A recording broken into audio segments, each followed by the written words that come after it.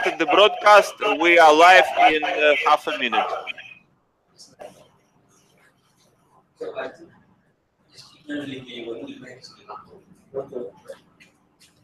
Okay. All right. I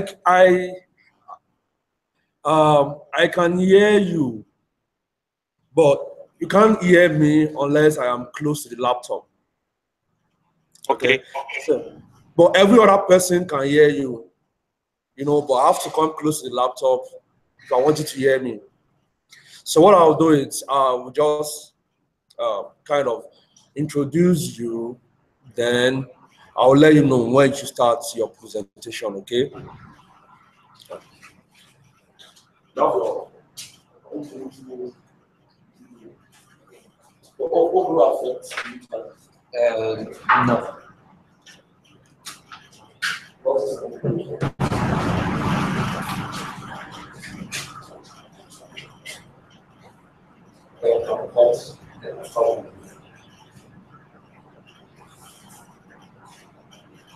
Okay, hi everyone.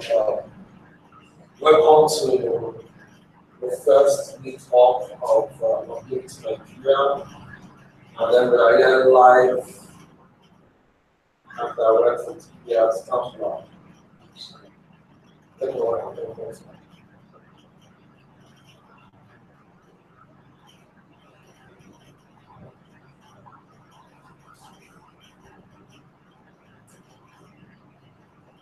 Okay, hello everyone. Thank you for coming to the first meetup of Longevity Nigeria. And today we have Ilia Stambler, the researcher of region, and I'll be talking to all about the basics of longevity research and development in developing countries. Ilia Stambler is a coordinator of the Israeli longevity alliance, and we are very excited about having this time to talk about today. So let's enjoy the conversation.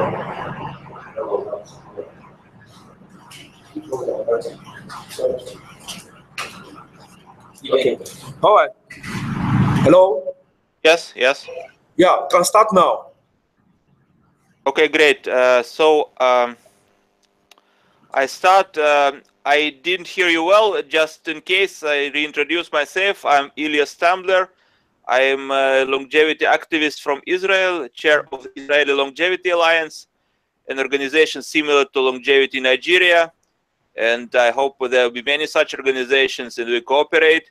This is not the first time I participate in your activities. I think I participated a couple of years ago and a year ago. And I'm always happy to be here. You are doing a very important work, spreading the word, spreading awareness about the cause of healthy longevity in Nigeria. You are doing a God's work, I would say. Somebody has to do it, and it is great that you are doing it. So I will start my presentation, and I will share the screen. I hope I remember how to do this. 1 second.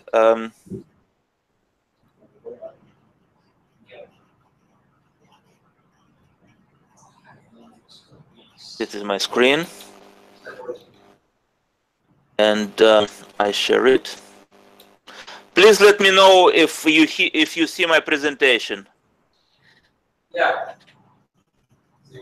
Yes. Okay, great. So I go to my presentation and I start it. So Agbolade asked me to speak about improving healthy longevity in the developing world. My presentation will be about improving longevity in the whole world, in the developed world, in the developing world, because this is a task for everywhere. Why do we all think that it is possible to achieve healthy life extension, to achieve healthy longevity? First of all, it is possible. But why do we think it is possible? And if it is possible, how exactly can we achieve it? Who will achieve it? Who will use it? And what should we do to achieve it?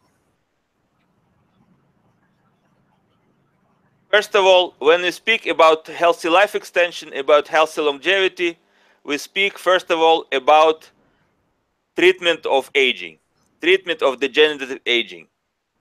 Many things shorten our life, and the elimination will increase longevity, but we have to focus on the thing that shortens our life the most, on the thing that makes us sick the most, and that is the degenerative aging process. Aging creates the most of age-related diseases such as cancer, diabetes, heart disease, Alzheimer's. So in order to fight all those diseases, we have to fight their common root cause, aging. You see, with aging, all those diseases increase. So in order to really prevent those diseases, we have to intervene into the aging process.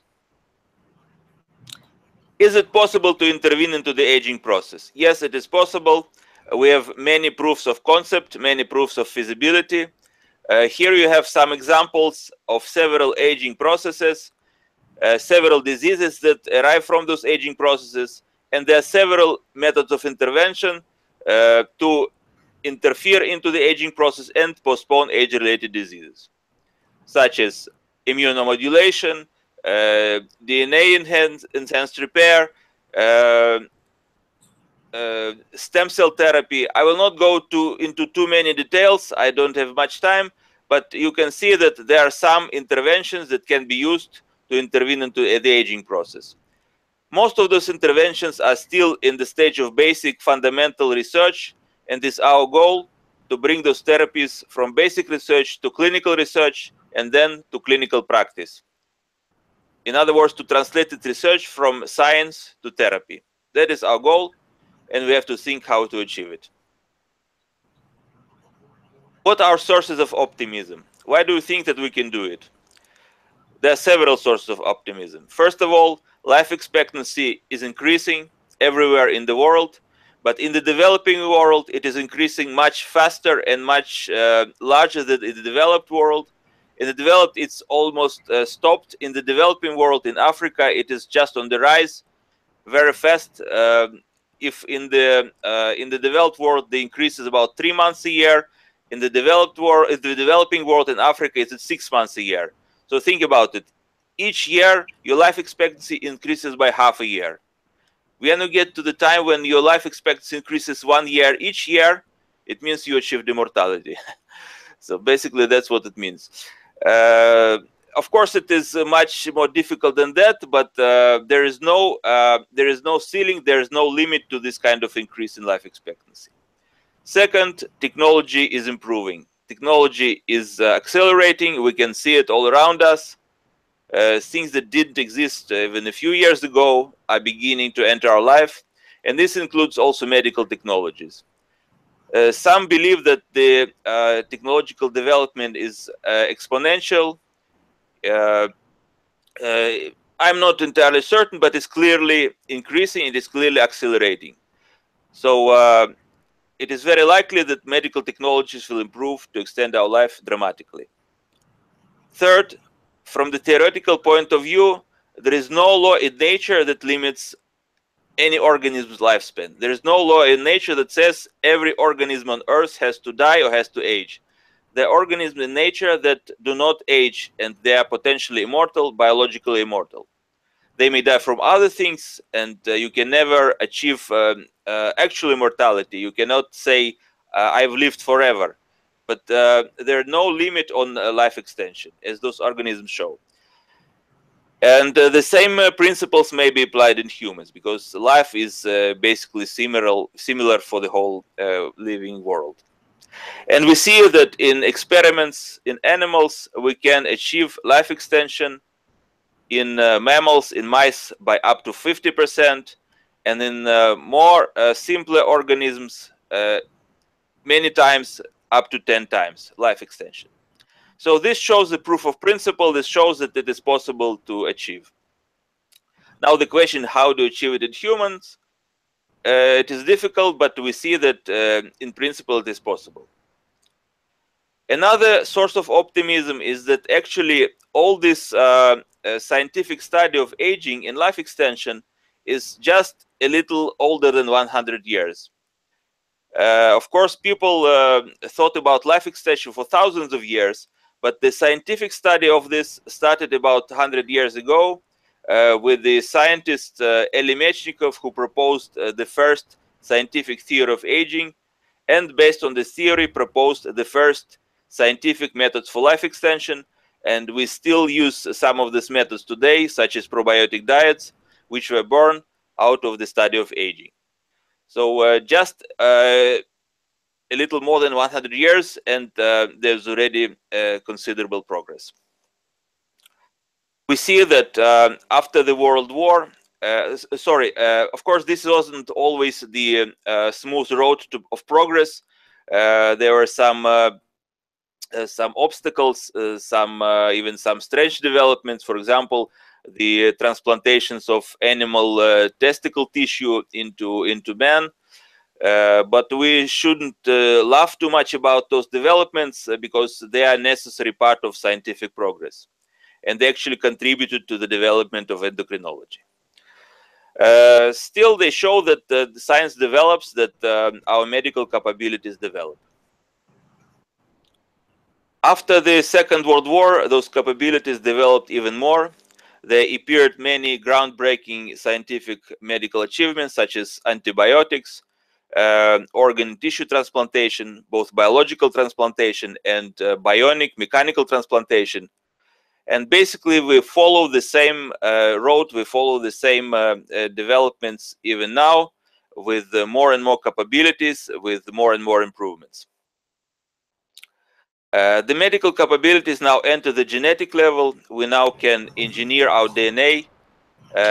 On the one hand, we can reduce the activity of life-shortening genes, such as DF, decay accelerating factor. On the other hand, we can enhance the activity of life-extending, health-extending genes, such as sirtuins, FOXO, CLOTO. But of course, we always have to think about the influence of the environment, because genes always work in a particular environment. Yeah.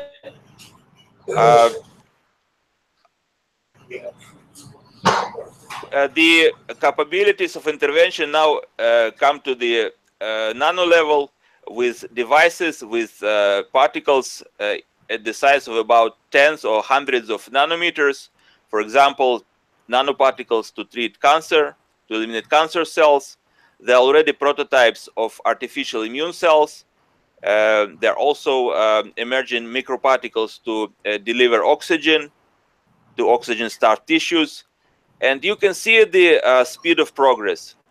Before Elie Mechnikov, that we mentioned earlier, people didn't know that immune cells existed. People didn't know that cells did anything in immunity. Now we create immune cells artificially. So you can imagine that the progress will continue, and we will achieve more and more capabilities. Many people heard about the SENSE program, Strategies for Engineered Negligible Senescence, by Dr. Aubrey de Grey. On the one hand, eliminating things that damage, that cause damage, age-related damage. On the other hand, adding, supplementing deficient cells and organs. That's basically the program. I will not go into too many details. Regenerative medicine is developing very rapidly. On the one hand, we learn to eliminate senescent cells, aging cells, by various means, immunological means, pharmacological means. On the other hand, we learn to replenish, to build up, to regenerate deficient, aging, and degenerating cells and tissues by various means, from stem cell transplantation, through induction of regeneration within the body, up to building cells, tissues, and organs outside of the body by such means as bioreactors, scaffolds, tissue printing. Regenerative medicines is on the rise. And of course, the replacements for our worn out, for our aging tissues and organs do not necessarily need to be biological. They can also be bionic. They can be mechanical. Thousands of people already go with artificial hearts. hundreds of people go with artificial hands and other prosthetic limbs. So basically, every organ in our body can be replaced by bionic and artificial means.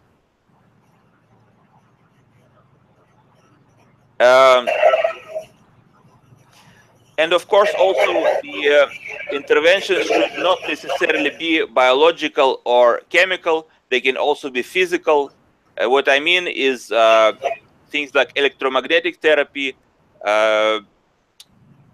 manipulation of oxygen level, manipulation of temperature. All these means can be life-extending means.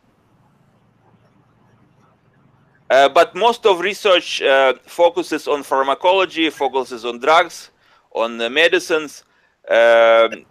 Once again, I will not go into too many details, but there are various means to detoxify your body, to eliminate toxins from your body. There are many methods to supplement deficiencies in your body. I hear some echo. If you could mute your microphone, that would help. Okay. There are also various interventions to target particular aging processes. For example, here you have the 7 priority areas of the National Institute of Aging, of the Geroscience Interest Group, of the NIH, each with its particular intervention methods. But what all those methods have in common is they aim to intervene into the aging process in order to postpone age-related diseases. That's the main idea. That's the paradigm. A very important precedent took place in the United States with the TAME study, targeting aging with metformin. This is the first study that was approved by the American Food and Drug Administration to intervene into the aging process to postpone age-related disease and extend healthy lifespan. So this is the kind of approach we want to advance. He used a particular drug called metformin, but there could be many such drugs, many such interventions, but they all aim to intervene into aging to increase healthy life. That's the goal. And of course, you cannot treat something that you cannot diagnose or cannot evaluate the effectiveness of the treatment. To evaluate the effectiveness, you need all kinds of measurements, all kinds of biomarkers of aging, to see how fast the person ages and how effective your drugs are on the aging process. They can be functional measurements, they can be biological, cellular, molecular measurements. The idea is you have to measure the aging process. That's also part of our project, the quantified longevity guide that we are developing, but I will not go into this too much. I hope I showed you that the answer to the question, is life extension possible, is very simply yes, it is possible. We don't yet know how exactly to do this in humans. We don't yet have a particular treatment that you can go to the drugstore and buy cheap and take, and you'll be sure to live longer than you otherwise would live. What we have now is the usual methods that were known to all our ancestors, for hundreds and thousands of years, like moderate and balanced nutrition, exercise, physical exercise, enough rest and sleep. Very important is life-affirming attitude, interest in life, involvement in life. That's the things that are proven by a very long time. But they are not enough, they are good and they're important, but we want more. We want really effective, science-proven method of life extension, and for that, you need all the science that we discussed as an additional measure to increase our health and longevity. Now, you cannot talk about life extension, about longevity, without people asking, and what about the problems, Who needs that health and longevity, Will it be a good thing? What about the problems? Will it cause overpopulation? Will it cause boredom? Will it cause, people, to hate each other, or will it lead to inequality between people? And the answer is very simple. The answer is very simple.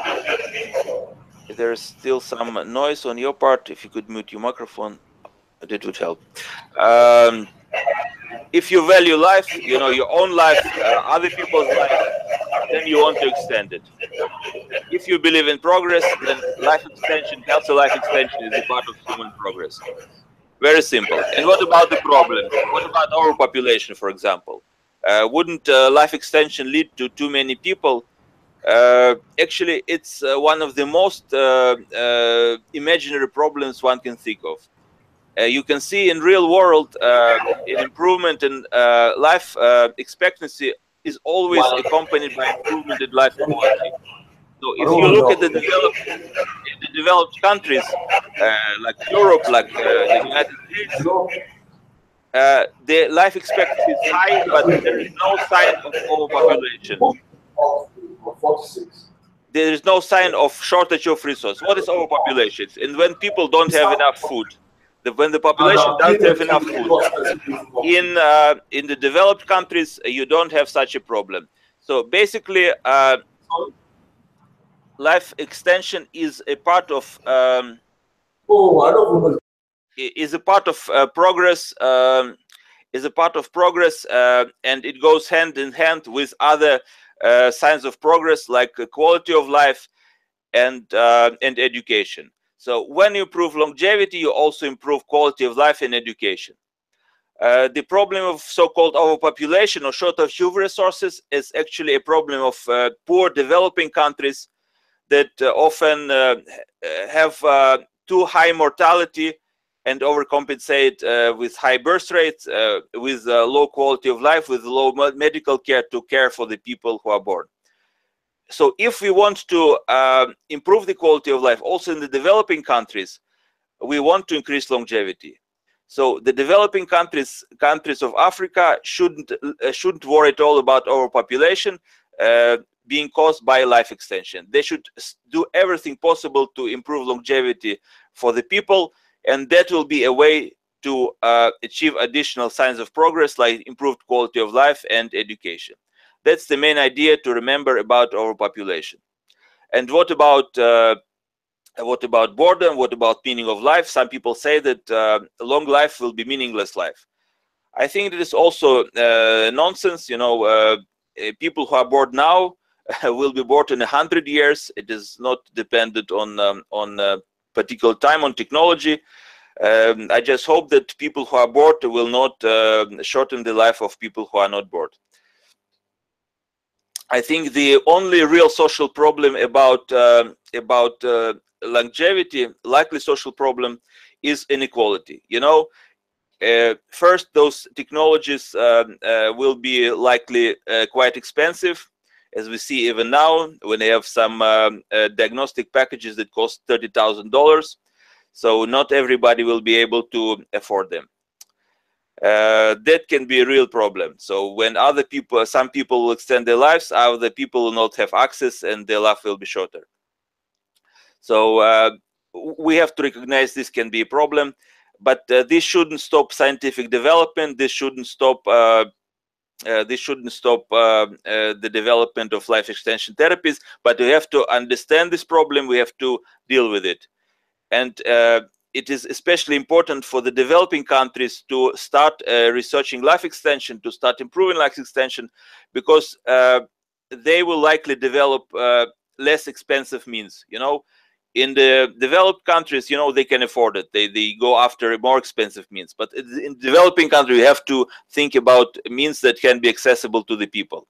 And that can be the great contribution to life extension research from the developing countries. So now we made it clear that life extension is possible and life extension is desirable for everybody, for the developed countries, for the developing countries. Now, what should we do to achieve it? You know, if there is something that we want, how can we achieve it? We should think about a program, an individual program, and state program, and also perhaps international program.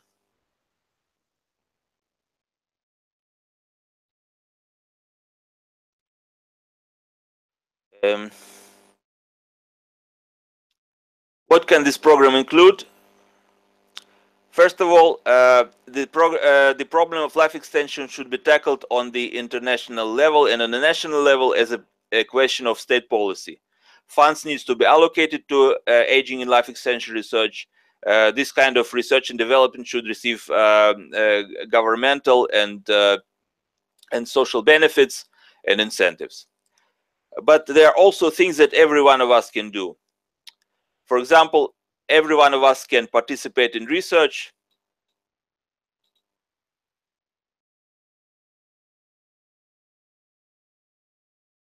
Every one of us can study the relevant fields. First of all, gerontology, biogerontology, study the aging processes and various associated areas, because every area can be related to the problem of aging and life extension. Every technology can be used to advance the goals of health and longevity. You have to think just how to apply them for that particular purpose.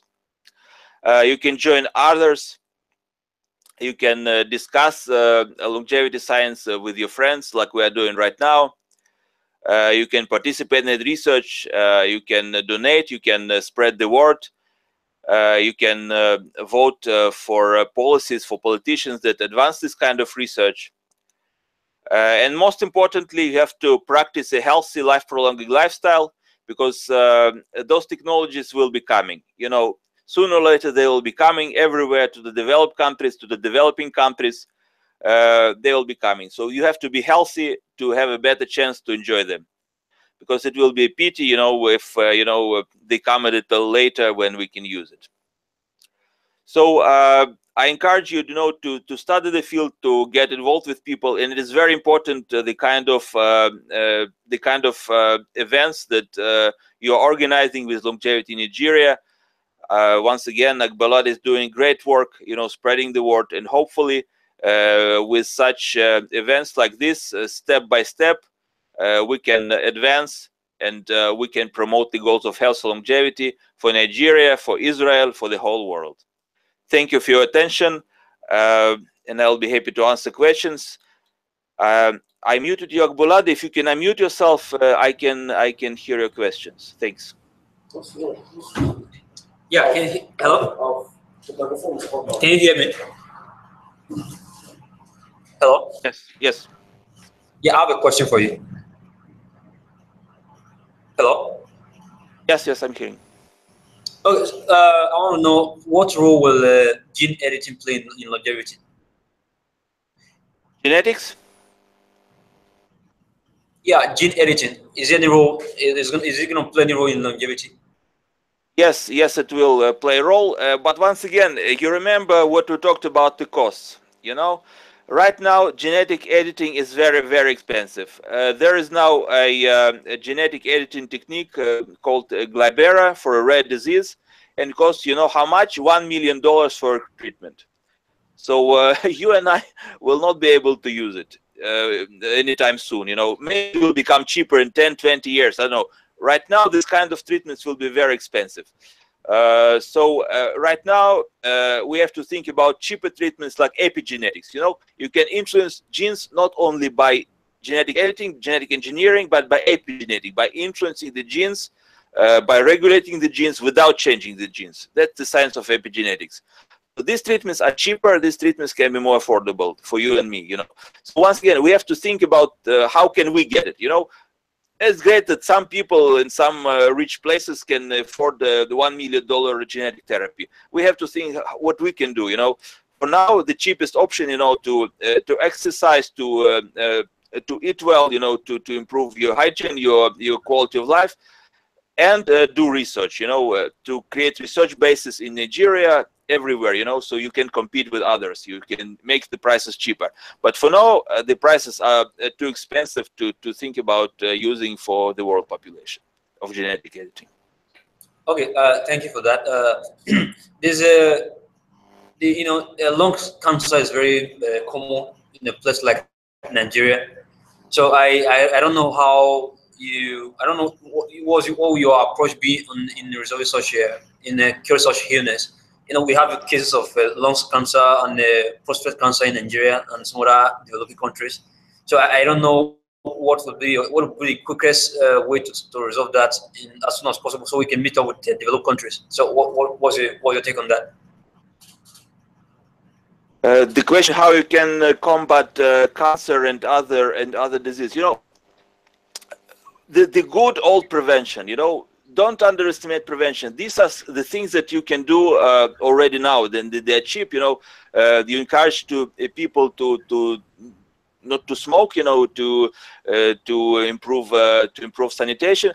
And you know, eat less sugar, very important. You know, I saw some data from Africa. A lot of cancers, you know, a lot of other diseases like diabetes, like retinopathy. You know, they come from a very simple source, from eating too much sugar. Sugar drinks, you know, processed sugar. So these are things that can improve your life very significantly in a very short time. You know, sugar is a very major risk factor for cancer as well. But for the long run, you can think of more advanced science. You know, where you can improve your university science for cancer research, all the things that you can compete with the developed countries. But there are very simple things that cost almost no money that you can do right now already. So I can't really... Hello, can you hear me? Yes. So you... Okay, I also want to know this issue of prostate cancer. Can you hear me? Yes, but please speak slowly and clearly, if you could.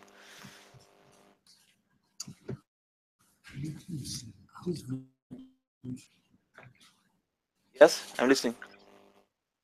Okay, the prostate cancer issue in Nigeria right now is widespread. You know, we have a number of high death rates of prostate cancer. So you know, the cancer therapy is very costly, and a number of folks can really afford it. So I don't know what would be your advice for those of us that don't really have much money to buy those drugs and all that.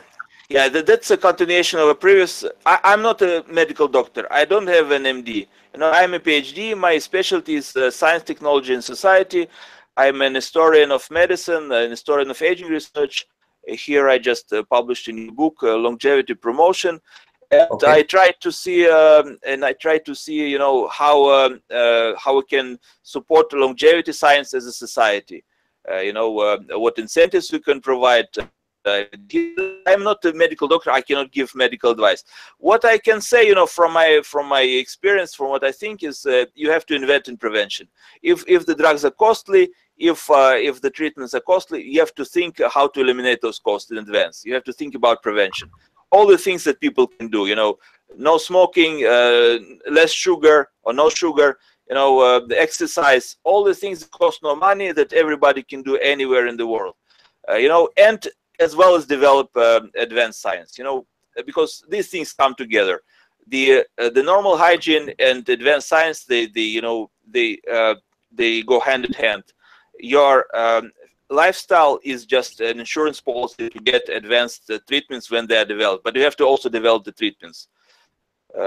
So that's my answer, basically. So much for that. And you know, the entire longevity thing is wide, and the number of diseases to be cured before we can say we've attained full aging, aging reversal and all of that. So what I want to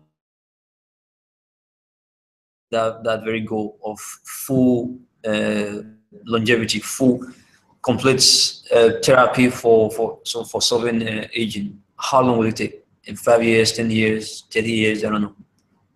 A great question. Also, it will take as fast as we work on it. You know, if we don't work on it, it will take much longer. You know, if there is no funds for it, if there is no people are not thinking but not working on it, can get you know. It can get after we're dead. I'm sorry, but you know, so we are running against the clock here. We are running against the clock. We want those therapies to arrive as soon as possible. Hopefully within our lifetime, you know, in the frame of, you know, 20, 30, 40 years.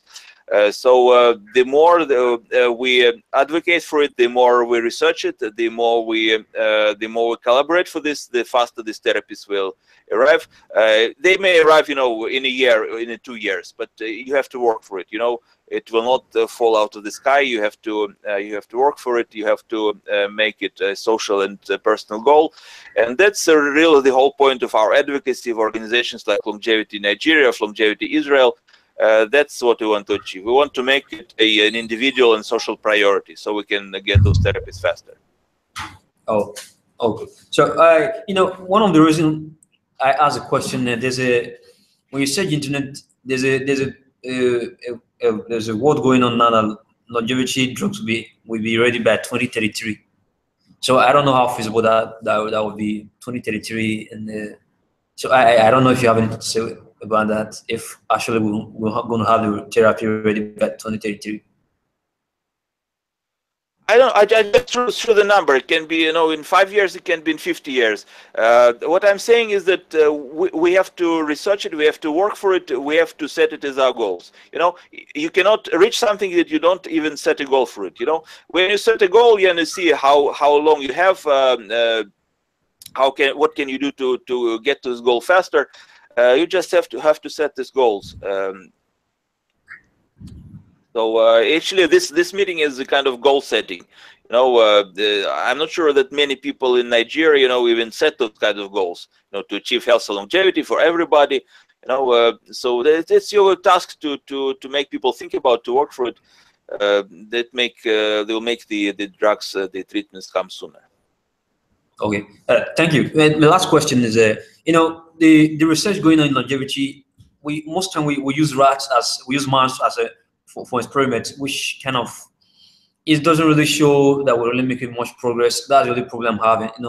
Most experiments are being performed on mouse and rabbit and all of that. So I don't know when we're going to have human experiments. I just don't know when. Yes. The research is not limited to mice or rats. We need all kinds of organisms, and every organism has its own benefits. For example, you have nematode worms. They're cheap. They have a lifespan of 2 weeks, and you can test interventions, very fast. You can see if some drug or some treatment works even in a basic level, because our cells are the same in a nematode worm, and yeast, and humans. Basically, to test initial therapies, you can use yeast, use Drosophila flies, you can use nematode worms, whatever you can afford. Mice are also important. They are mammals, but they also have dissimilarities with human beings. You can also use more complex animals like dogs, like cats. In the United States, they just started a massive life extension experiments in dogs. You can use monkeys. You can use marmosets, the kind of lemurs. You can use humans. Whatever, everything is important. But please remember that it's not just about testing. It's not just about testing. You cannot test poison on human beings. I always use this example. You do not build an airplane without any engineering knowledge. Put the people on it and let it, and then see if they can fly or not. You have to have the science. You have to know how to build an airplane according to the laws of physics, so it will fly. So you can safely put people in there, and you don't test if they fly or crash. So same thing here. We have to get the theoretical science right. So you study the basic biology. You have to understand what the aging process is, and then you can think about testing various interventions. So it all comes together. You can't just say, we need human testing, and we just can forget the mice. Or if we get easy human testing, we can get the drug, the life extension drug, very simple, very easy and fast. A lot of people think that way. If we just have human beings as guinea pigs, test anything on them that they want, they will just arrive at therapies in no time. No, you have to have the science right. Actually, you have to invest in preclinical studies, in studies on animal models, from worms to mice, to even think about going into human beings. Okay. That's my position. Thank you. Oh, thanks. I was about to leave him, but I have a very important question for you. For those people that want to start up something, maybe and start developing and looking for biomarkers for agents. So, what are the tools that are normally needed to start looking for these biomarkers that will help to look for therapy for this aging disease? What tools do you normally use for finding these biomarkers? Great. Can you tell me what is your background? A few words. You know, you're a doctor, you're a researcher. So what's your name? Who I'm talking with? Hello. Can you say a few words about yourself? What's your name? Are you a researcher? Are you a doctor? Who I'm talking with? Yeah, I'm a researcher. What's your name, if I may? My name is Alan. Okay, you're a researcher. Yeah. Okay, so I don't know what you research and where do you research, but anything can be a biomarker of aging. Everything changes with age. You know, every parameter in our body changes with age, and everything can be biomarker. Now the question is, what is accessible to you? You know, maybe you can study some functional parameters. You know, we just published a paper and we showed that actually functional parameters like you know, mental test or physical strength can be even more informative than all kinds of sophisticated biochemical parameters. So you don't have to spend a lot of money on sophisticated biomarkers. You can get the same results with some cheap testing, like if a person can stand up from the chair or if he can walk, the speed of walk. So anything can be a biomarker. The question is what is effective, what best correlates with aging-related diseases. That's the question. And I don't know what kind of facilities, what kind of resources are available to you. See for yourself, but anything can be a biomarker. Whatever interests you, from blood tests to physical to functional parameters. Thank you so much. Thank you so much. So thanks. Are there other questions, or I can? That's it. Okay. Yeah, Ilia, thank you for your time. Okay. Yeah, when he asked about why are we experimenting with mice, experimenting with animals, I was about mentioning about Elizabeth Parrish. She did gene editing on herself. She was the first person to publicly, tell the world out, hey, I want to test this on myself, not on a mouse. So I also is we are getting there gradually. So from the results we get from testing with mice and other animals, it gives us an encouragement to know what to avoid, because you can't just carry a human being and begin experiments. Just by the way. So the challenge, I don't have a question, but just like the challenge we have this part of the world is you got to find out that in this part of the world, people are not really interested in longevity or deep science. It looks as if they are not interested. So what do you think we can do to make or to create this awareness and create this interest in people, to let them understand that this is very important, is worth pursuing, and can be achieved? What are the strategies that you think can work? Yes, great question. Many longevity activists asked it, and not just in Nigeria. We also ask ourselves, how can we make people interested? Because not many people are interested. You can talk with them from dusk to dawn. And explain all the reasons, all the science. Okay, I have to work. I don't have time for this. So it's very difficult to make people interested. But you just have to try. Step by step, you explain. From the basic things, from basic science, basic reasonings, and you get them involved, and they have to think about themselves. You said about the gene experiments that was performed in humans. Every one of us can become it's his own or her own laboratory. And you don't have to use those kind of expensive genetic treatments. It will be a long time before they become accessible. You know, you can do testing like with things like exercise, like your nutrition, like your diet. You can measure yourself, become you know, do-it-yourself scientist, become a quantified self scientist. You know, measure your heart rate day to day. You know, do your own experiments. So that's things that every one of us can do. And once again, think about your resources. If you have access to research facilities, then do that. If you can just watch your diet and exercise, and you know, most important, study the field. You know, the more you study, the more demand you create for this kind of research. So that's the best I can do at this moment. Okay. Can I ask one more question? Yeah. You know, when you see GC percent these days is I think about $1,000, right? You know, for I don't know how you, I don't know what would be your advice for Nigerians on this part of the world that doesn't really have the sophisticated techniques to sequence genes. What will you say? Do you know most of the cancer disease or cancerous diseases they are related to genes? So normally we have to profile the genes to see what is going on, to see all the mutations going on inside the cell. So I just want to know how you can, how people like us can go about it and see how we can sequence our genes. Maybe about 40% of us, how we can sequence our genes so we can move on to genomics medicine. What's your advice for us?